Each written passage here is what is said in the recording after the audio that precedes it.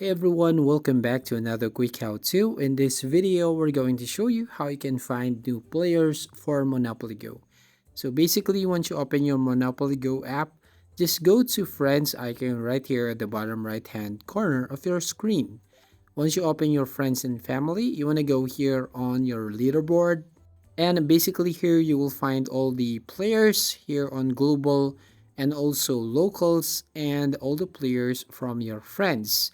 Now to find new players for Monopoly Go, well basically you just need to find and invite them to play on this game. So to do that, to basically invite them to play on Monopoly Go, just need to tap on this invite button right from here at the bottom, and then we have two ways here to invite. You can basically invite using a link. So you can copy a link and share it to any of your social media accounts. Or you can basically use your Facebook account.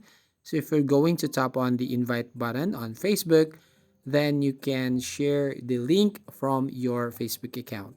So that's all. Thank you for watching. If you find this video helpful, please leave a like and subscribe to our channel.